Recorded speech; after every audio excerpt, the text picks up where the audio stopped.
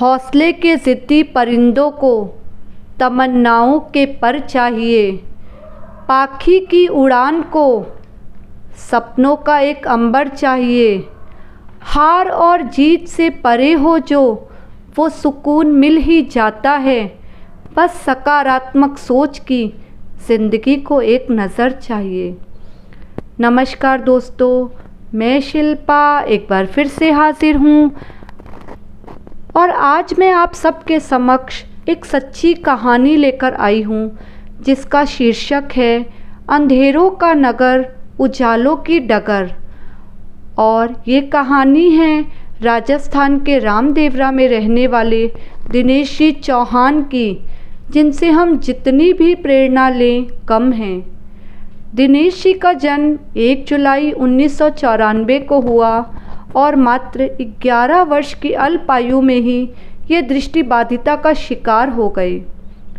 एक छोटे से बालक के जीवन में चारों तरफ अंधकार पसर गया और हीनता से ग्रस्त इस अंधेरे में मानो जैसे ज़िंदगी ठहर सी गई। पर कहते हैं ना कि भगवान के घर देर है अंधेर नहीं, और दिनेश जी के जीवन में यह अतिशयोक्ति पूरी तरह से चरितार्थ हो गई। 2005 में इन्होंने रेडियो सुनना शुरू किया और बस सुनते ही चले गए, और यहीं से शुरू हुई इनके जीवन और सोच की दिशा में परिवर्तन का क्रम।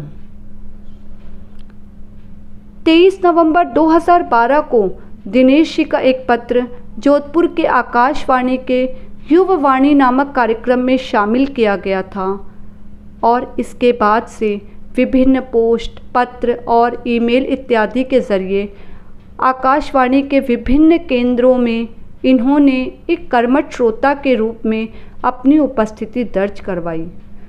19 जुलाई 2005 को आकाशवाणी के चौपाल कार्यक्रम में इनका एक पत्र लक्की विजेता के रूप में चयनित हुआ था, जिसके फलस्वरूप ये इनाम लेने के लिए जोधपुर गए। पर ऐन मौके पर ही इन्हें जोधपुर में ही किसी पारिवारिक समारोह में सम्मिलित होना पड़ा और ये अपना इनाम लाने आकाशवाणी केंद्र नहीं जा पाए।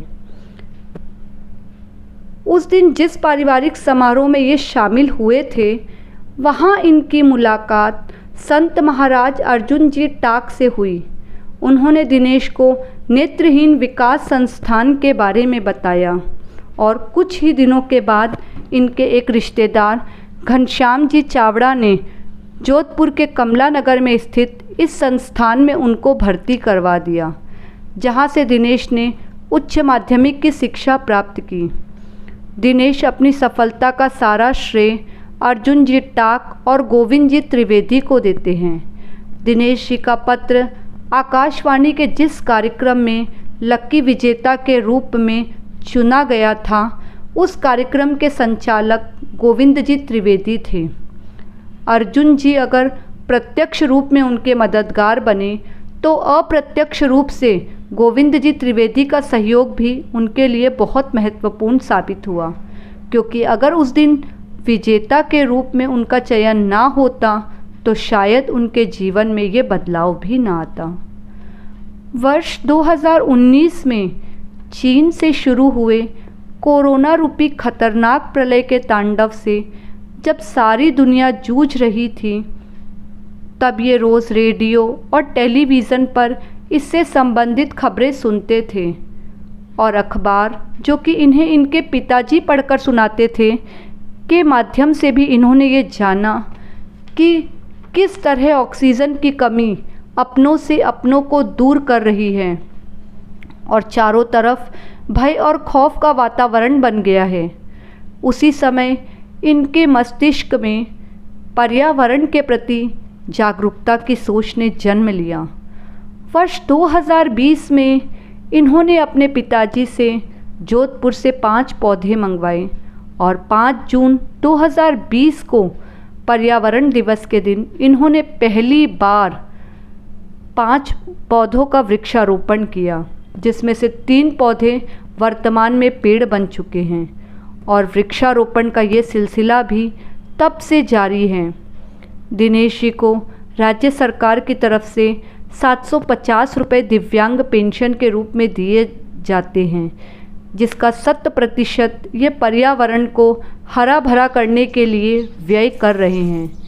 दिनेश जी सार्वजनिक स्थानों जैसे स्कूल, हॉस्पिटल, गौशाला आदि स्थानों के आसपास वृक्ष लगाते हैं।